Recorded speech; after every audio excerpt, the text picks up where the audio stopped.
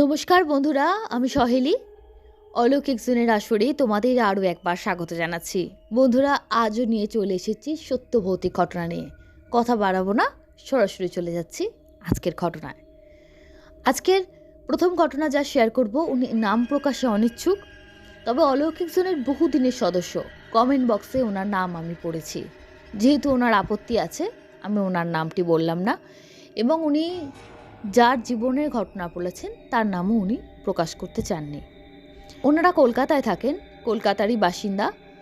গত বছরের মাঝামাঝি সময়ে ওনার ভাইপো দিল্লির নয়ডাতে কলেজে মাস্টার্স ডিগ্রি করবে বলে ভর্তি হয়। সেই সময় সব কিছু ঠিকঠাক চলছিল। কলেজের একদম কাছেই একটা পিজি অ্যাকোমোডেশনে সে থাকতে শুরু করে। বিল্ডিংটা 4 তলা ছিল। বিল্ডিংয়ের প্রত্যেকটা ফ্লোরে 5টা করে ঘর ছিল। ছেলেটি দ্বিতীয় তলা মানে সেকেন্ড ফ্লোরে থাকতে শুরু করেছিল, এবং ওর সঙ্গে থাকতো একটি হরিয়ানার একটা ছেলে। ঘটনাটা যেদিন ঘটেছে 30শে ডিসেম্বর 2023। 30, 31, 1 এই সময়টা যেহেতু কলেজ ছুটি থাকে, ওই পিজির অনেকজন স্টুডেন্টই বাড়ি চলে গেছিল বা কেউ কারোর মতো অন্য জায়গায় বেড়াতে গেছিল। তো সে আর ওপরের তলার একজন দুজন ছিল। সারাদিন কলেজ পড়াশোনার জন্য সময় পেত না। তো ছেলেটি প্রতিদিন রাত্রে নিয়ম করে বাবা মাকে ফোন করত। প্রায় আধ ঘন্টা মতো কথা বলতো। রাত 10টা বাজে 30 তারিখ। প্রচণ্ড দিল্লির ঠান্ডা। দিল্লির ঠান্ডা কেমন সেটা আমরা সবাই জানি। বাবা মায়ের সঙ্গে কথা বলছে ফোনে। এরকম সময় সে খেয়াল করলো, এবং ওর সঙ্গে যে হরিয়ানার ছেলেটি থাকতো সে তখন দেশে গেছে। ওই সময়টা ও ওই ফ্লোরটায় পুরো একা। বন্ধ কাচের জানলার বাইরে থেকে দেখতে একটা কুয়াশার আস্তরণ। এমনভাবে আস্তরণটা তৈরি হয়ে আছে যেন মনে হচ্ছে কোনো মানুষের আকৃতি নিয়েছে। আস্তরণটা আস্তে আস্তে আস্তে আস্তে কাঁচ ভেদ করে ঘরে ঢুকলো। ও কথা বলতে বলতে পুরো ফ্রিজ হয়ে সেদিকে তাকিয়ে আছে। দিল্লিতে কুয়াশা পড়ে, স্বাভাবিক ব্যাপার। ঠান্ডা প্রচণ্ড পড়ে, সেটাও স্বাভাবিক। কিন্তু মানুষ আকৃতির কুয়াশা, পুরো মনে হচ্ছে যেন একটা মানুষের মতো আকৃতি। কুয়াশাটা ঘরে ঢুকলো, এবং ঘরে যেন ঘুরে বেড়াচ্ছে একটা দমকা হাওয়ার মতন।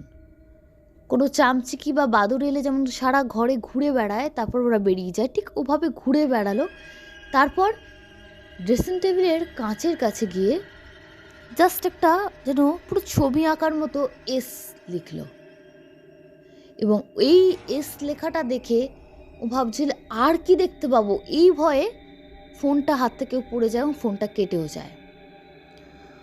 তারপর আস্তে আস্তে সেই ধোঁয়াটা এবং এস লেখাটা মেলাতে শুরু করে। কাঁপা কাঁপা হাতেও আবার ফোনটা তুলে নেয়। তুলে নিয়ে মাকে ফোন করে। ফোন করতে সবাইকে বলে আস্তে আস্তে। তখন বাড়ির লোকেরা খুব ব্যস্ত হয়ে পড়েন যে, বাবা এরকম তুমি ঘটনা দেখেছো? যিনি ঘটনা পাঠিয়েছেন তিনি সম্পর্কের কাকু হন। উনি শুনে বলেন, দেখো সারা রাত একা থাকবে, একটা কাজ করো, গায়ত্রী মন্ত্রটা মোবাইলে চালিয়ে রেখে দাও। মানে উনি গুগল সার্চ করেই বার করেছেন একটা মায়ের কালীর ফটো, যেটা তোমার কাছে ছিল ওটা টেবিলের পাশে রেখে দাও। এইভাবে নানা রকমভাবে তাকে বিধান দেয়, মানে অন্তত রাতটুকু যেন কাটাতে পারে। পরের দিন সকালে নয় কিছু একটা ব্যবস্থা করা যাবে। এই পরিস্থিতিতে কীভাবে অল্প বয়সী একটি ছেলে একা ওই ঘরটায় সারা রাত কাটিয়েছিল সেটা হয়তো সে ছাড়া অন্য কেউ বুঝতে পারবে না। কারণ ওই কুয়াশার মতো আস্তরণ সে আবার আসতে পারতো, আরও ভয়ঙ্কর কোনো রূপ ধারণ করতে পারতো, অনেক কিছু হতে পারতো, কারণ ফ্লোরটায় একা। এবং সারা রাত টুকটাক খুটখাট শব্দ, একটা সামান্য নিজের মানে ঘুরে বসার শব্দ যেন নিজের কানে লাগছিল।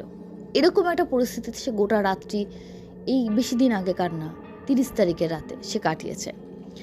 পরের দিন সকাল হতেই বাড়িতে আবার ফোন হয়, এবং সেই রাত্রে বাড়ির লোকেরা বারবার, তাদেরও ঘুম হয়নি, ছেলে একা আছে কিভাবে তারা ঘুমাতে পারে, বারবার তারা ফোনে কন্ট্যাক্ট করেছে। সকালবেলায় তারই কলেজের একজন পরিচিত বন্ধু বলা যেতে পারে, তার বাড়িতে উঠে যায়, এবং তার বাড়িতে প্রায় দিন 2 সে থাকে। এবং সেই সময় থাকাকালীনই ওই বিল্ডিং থেকে আরও তো বিল্ডিং আছে, সেই বিল্ডিংয়ে ও রুম খুঁজছিল, এবং রুম পেয়েও যায়। রুম পেয়ে নিজের জিনিসপত্র নিয়ে ও সেখানে শিফট করে। তারপর যখন জিনিসপত্র নেওয়ার জন্য যখন এখানে আসে বা সমস্ত টাকা পয়সা মিটিয়ে দিতে আসে, সেই সময় আরও একটা জিনিস জানতে পারে।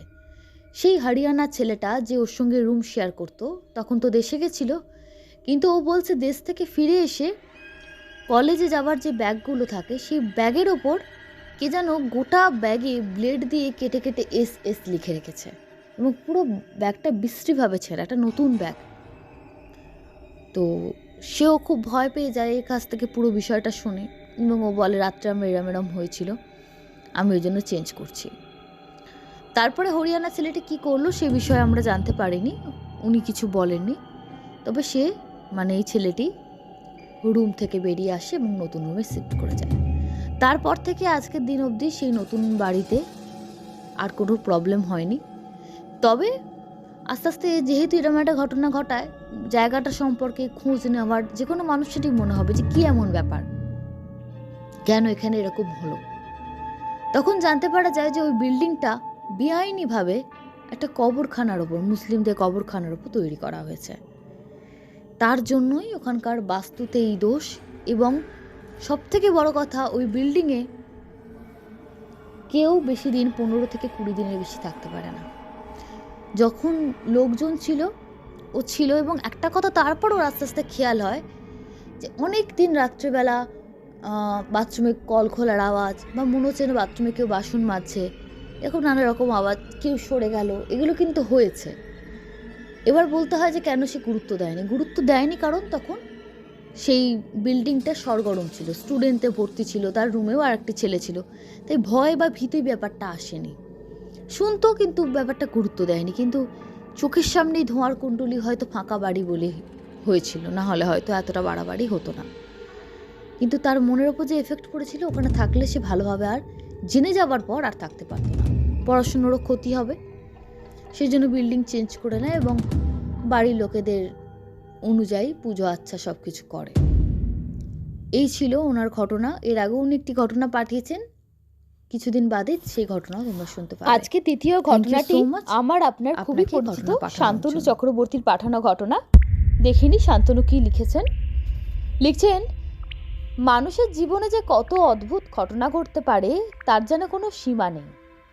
আমরা শুধু আমাদের পরিচিত জগতের একটা সীমারেখা টেনে বসবাস করি, সেই সঙ্গে আমাদের বিশ্বাস ও অবিশ্বাসের একটা গণ্ডি তৈরি করি। তাই অনেকে যা চোখের আড়ালে ঘটে বা সচরাচর ঘটে না, তাকে কেউ স্বীকার করতে চায় না। এমনইভাবে কেউ কেউ ভূতে বিশ্বাস করে না, কিন্তু কেউ কেউ করে, এবং মনে করে মানুষেরই কেবল ভূত হয়, গরু ছাগলের হয় না। কিন্তু আমি এই অলৌকিক জোনেই গরু ভূতের ঘটনা শুনেছি। আমার মা আমায় ছাগল ভূতের সত্য ঘটনাও বলেছেন। এমন করেও আমার বিশ্বাস বা জ্ঞানের গণ্ডি বেড়েছে। যেমন খুব ছোটবেলায় ভাবতাম যে মৃত্যুর পর কি কিছু থাকে, একটু বড় হয়ে বুঝি যে মৃত আত্মার পুনর্জন্ম হয়, কিন্তু পূর্ব স্মৃতি কিছু মনে থাকে না, আর পরে জানতেও পারি না। যারা জানতে পারেন তাদেরকে বলা হয় জাতিস্বর। জানতে পারেন অর্থাৎ যারা মনে করতে পারেন, কিন্তু সে তো কেবল মানুষই হয়। গরু, কুকুর, সাপ, এরা আবার জাতিস্বর কেমন করে হবে? এমনটা আবার হয়? একটা সময় পর্যন্ত এই ধারণা আমারও ছিল, কিন্তু এখন ধারণা খানিকটা বদলাতে পেরেছি। জ্ঞানের গণ্ডি বেড়েছে। কি শুনেছিলাম আজ শ্রোতা বন্ধুদের বলবো। আসলে একটা ঘটনা শুনেছিলাম, অন্য কেউ বললে হয়তো উড়িয়ে দিতাম, কিন্তু বলেছিলেন আমার বড় মামা, যিনি মানসিকতায় খুব সিরিয়াস, আধ্যাত্মিক অলৌকিক বিষয়ে তার প্রচণ্ড আগ্রহ। সারা জীবন এইসব নিয়ে ভেবেছেন, পড়াশুনো করেছেন। ধর্ম, দর্শন, রাজনীতি, সাহিত্য সবেতেই তার অগাধ গান। একটি ধর্মীয় সংস্থার সাথে যুক্ত হয়ে লেখালেখিও করেছেন বিস্তর।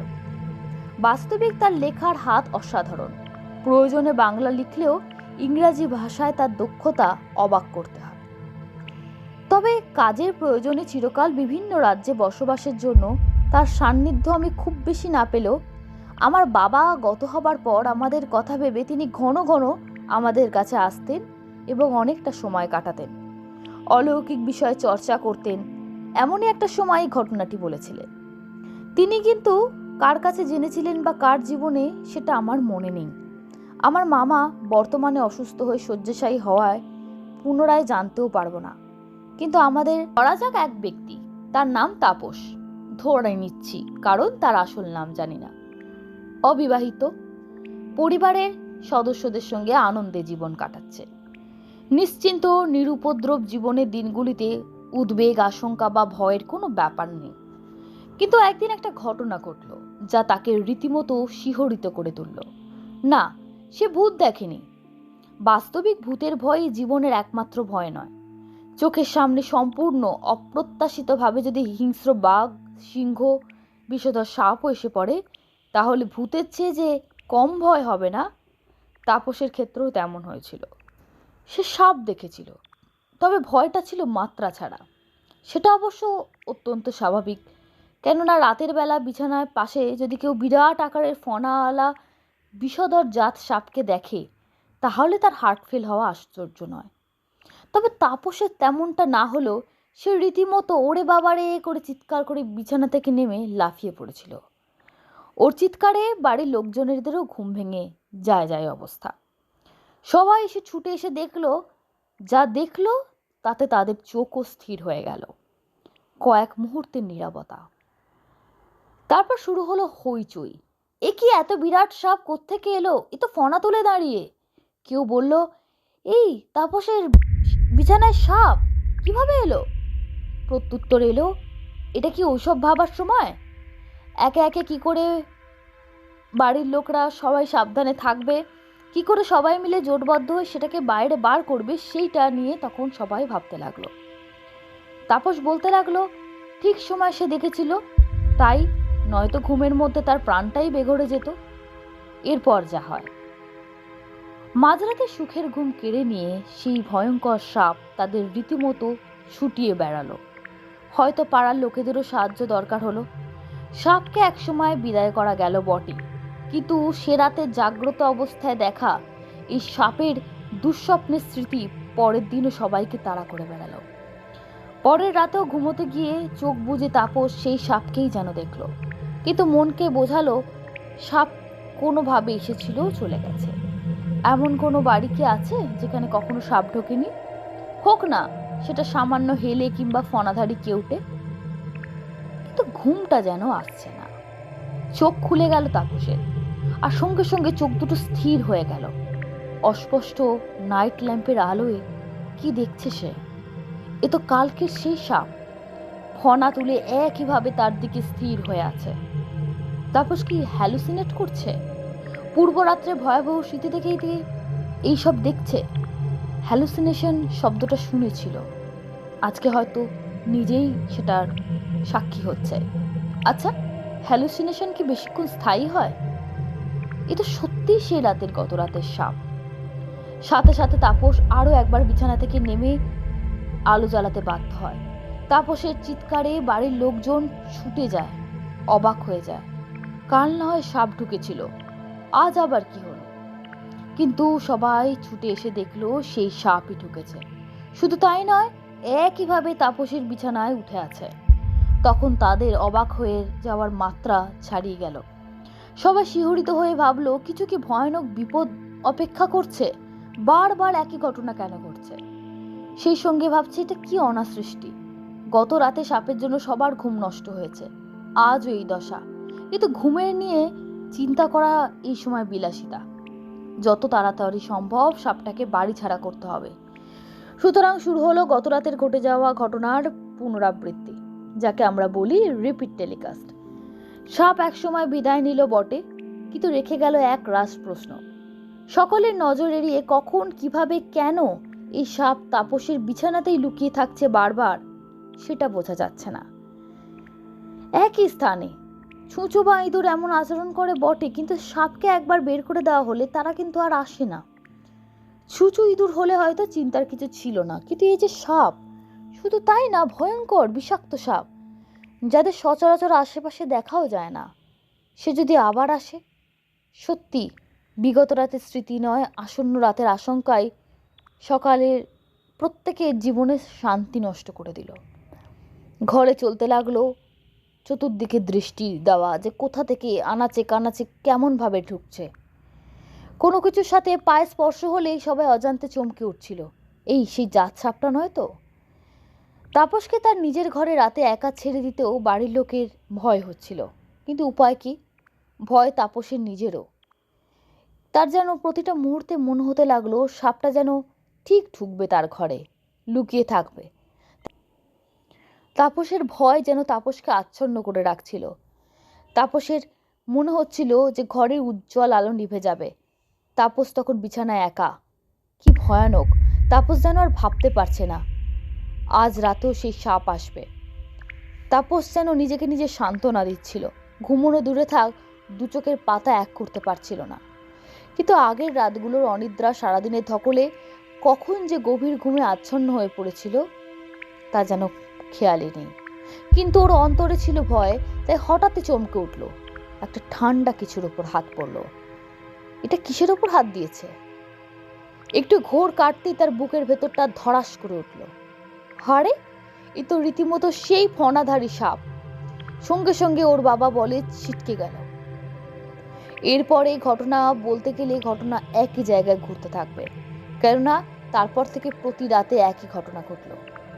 সাপের সাথে যুদ্ধ করতে করতে তাপসের তথা পুরো পরিবারের শরীর ও মনের যা হাল হলো তার বর্ণনা করার আর প্রয়োজন নেই।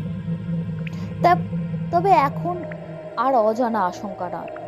সবাই জানতো যে তাপসের কাছে সাপ আসবেই আসবে। সাপের হাত থেকে তাদের পরিত্রাণ পাওয়া সম্ভব নয়। কিন্তু তাপসকে নিশ্চিত বিপদের মুখে ঠেলে দিয়ে বাড়ির কেউ কি শান্তিতে ঘুমোতে পারে? আর তাপসই বা কিভাবে একটা জাত সাপকে সঙ্গে নিয়ে ঘুমোবে? এ তো অসম্ভব। যেমন অসম্ভব এই সাপকে বরাবরের মতো বাড়ি ছাড়া করা। অন্তত তাপস ও তার প্রিয়জনদের সেটাই মনে হয়েছিল। কেননা ততদিনে তারা বুঝে গেছে যে প্রতি রাতে এই সাপের আগমন কোনো সাধারণ ঘটনা নয়, এর মধ্যে কিছু একটা রহস্য আছে। কিন্তু অসম্ভব বলে হাত গুটিয়ে বসে থাকলে তো চলবে না, কিছু একটা করতে হবে। এভাবে তো আর বাঁচা যায় না। জীবনটা পুরো নরক হয়ে গেছে। জীবনের নিত্য সঙ্গী হয়েছে ভয় আর আশঙ্কা। এই অবস্থা থেকে মুক্তির জন্য বড় কোনো শক্তির আশ্রয়ে যেতে হবে। এমন কোনো ব্যক্তি যিনি জানতে পারবেন যে ওই সাপের রহস্য, বিদায় করতে পারবেন ওই সাপের তাণ্ডব, তাপসের জীবনটাকে একটু শান্তিময় করতে পারবে।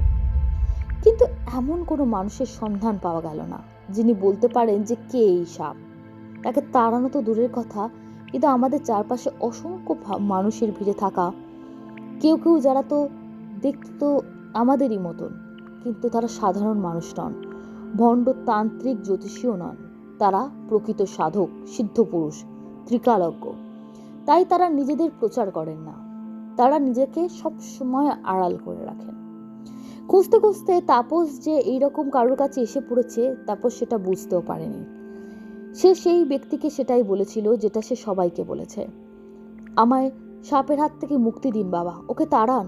কিন্তু সেই বাবাজি তাপসকে প্রশ্ন করেন, যাকে একদিন এত ভালোবাসলি, চিরকাল একসাথে থাকার প্রতিশ্রুতি দিলি, আজ তাকে তাড়াতে চাস? তাপস হতভাগ হয়ে গেল। সে আবার কবে কাকে ভালোবাসলো? উনি তো সাপের কথাই মিন করছেন। তাপস বলল, বাবা আপনি কি বলছেন? আমি ওই বিষধর ভয়ানক সাপকে ভালোবাসবো কেন? ওর বীভৎস চেহারা দেখলে আমার প্রাণ আটকে যায়, আমি আটকে উঠি। বাবাজি বললেন, একদিন ওই মেয়েটিকে তুই খুব ভালোবাসতিস, আর সেও তোকে ততটাই ভালোবাসত। কতদিন যে তোরা একসাথে কাটিয়েছিস তার হিসেব নেই। কত গল্প গুজব, হাসি মজা, দুজনে একসাথে ঘর বাঁধার স্বপ্ন দেখেছিস। কিন্তু মানুষের সব ইচ্ছা তো পূরণ হয় না, তাই তোদের আর মিলন হয়নি। তার আগেই তুই মারা গিয়ে এই শরীর নিয়ে মানুষ হয়ে জন্মালি। কিন্তু কুকর্মের ফলে তোর সেই প্রেমিকা এ জন্মে সাপ হয়ে জন্ম নিল। সাপ ঠিক নয়, সাপিনী বা নাগিনী। তোর জন্মান্তরের কথা কিছু মনে না থাকলেও ও কিছুই ভোলেনি। তোর আকর্ষণে ও তোর বাড়ি খুঁজে চলে এসেছে। ও তোর কোনো ক্ষতি করবে না। কেমন করে করবে? কারণ ও তো তোকে ভালোবাসে। সাধু বাবার এহেন কথা শুনে তাপসের বাকরুদ্ধ অবস্থা। তবু তার যেহেতু জীবন অতিষ্ঠ, সে মরিয়া হয়ে বলল, বাবা এ তো হতে পারে পূর্বজন্মে কোনো সম্বন্ধ ছিল, কিন্তু এ জন্মে তো আর সম্পর্ক সম্ভব নয়। কেননা মানুষের সাথে নাগিনীর প্রেম ভালোবাসা যে সিনেমায় হয়, বাস্তবে কেমন করে হয় বলুন? আমি যে আর বাঁচতে পারছি না বাবা।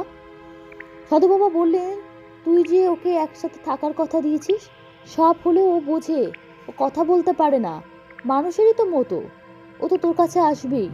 এই হলো প্রেমের বন্ধন, যা অনেক সময় মৃত্যুও শেষ করতে পারে না।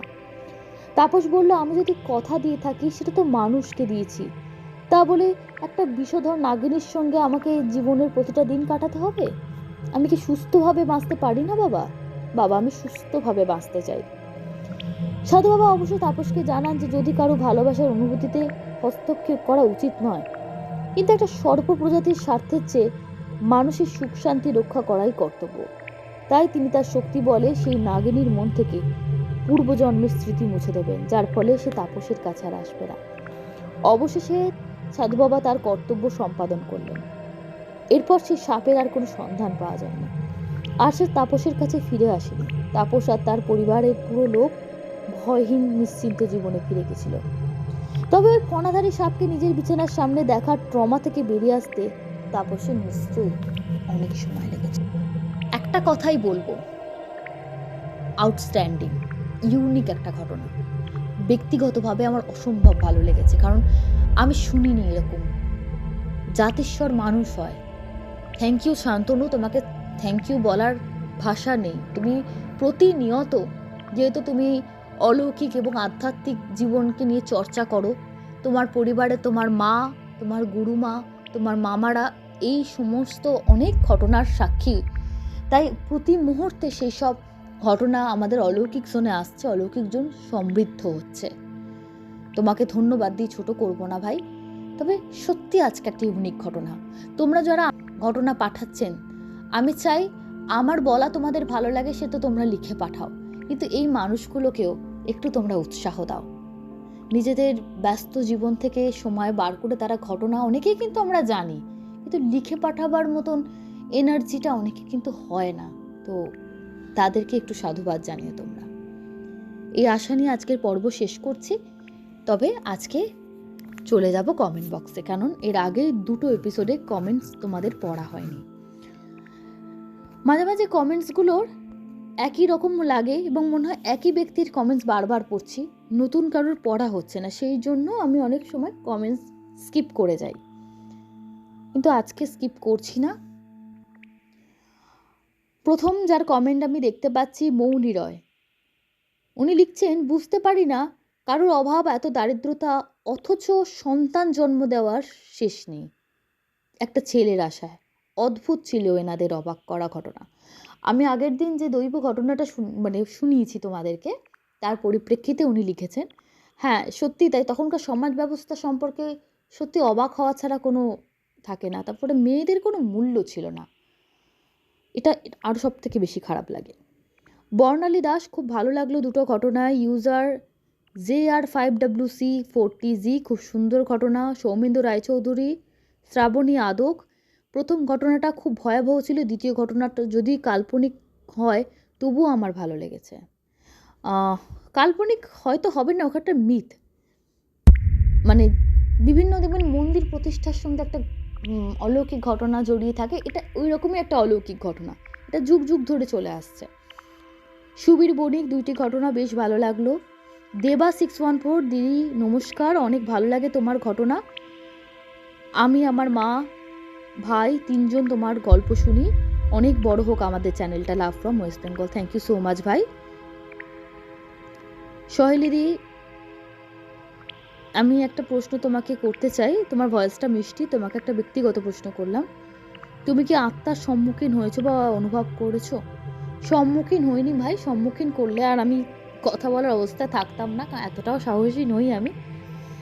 তবে অনুভব করেছি, হ্যাঁ করেছি, এটা অস্বীকার করব না।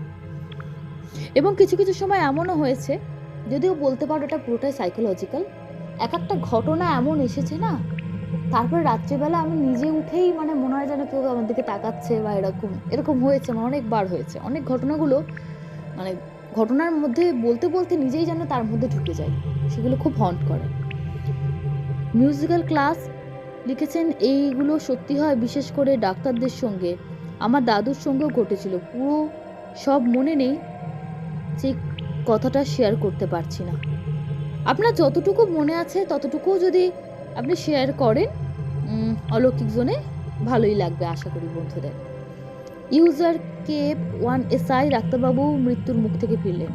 একে একে লিখেছেন নাইস, দেবাশিস বোস লিখেছে শৈলী, আপনার ঘটনা পাঠ খুব ভালো, খুব সুদিং, তাই বিশ্বাস অবিশ্বাসের প্রশ্নই না গিয়ে শুনতে ভালো লাগে।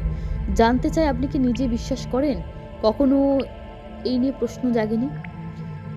বিশ্বাস যদি অনেস্টলি বলতে চাই, করি। আমি যে বললাম আমি অনুভব করেছি, এবং কিছু কিছু অনুভব এমন হয় না, ওটা অবিশ্বাস করার কিছু থাকে না। যেমন একটা এক্সাম্পল আপনাকে দিই, এই যে এখন প্রচণ্ড ঠান্ডা পড়েছে আমাদের কলকাতায়, তোমরা কে কোথা থেকে শুনছো, অনেকে আছে বাঁকুড়া পুরুলিয়া, তাদের অবস্থা খুবই খারাপ, বুঝতেই পারছি। এই ঠান্ডাটা যে অনুভব করছি, আমি যদি বলি না আমার ঠান্ডা লাগছে না, সেটা তো হয় না। এইরকমই অনুভূতি কিছু স্ট্রং হয়, কিছু কিছু অনুভূতি এতটা স্ট্রং হয়, সেগুলো অস্বীকার করার জায়গা থাকে না, তাহলে নিজের অস্তিত্বকে অস্বীকার করতে হয়। রাজন্যা চক্রবর্তী ঠিক এমনই ঘটনা কিছুটা অন্যরকম করে বলা হয়েছিল।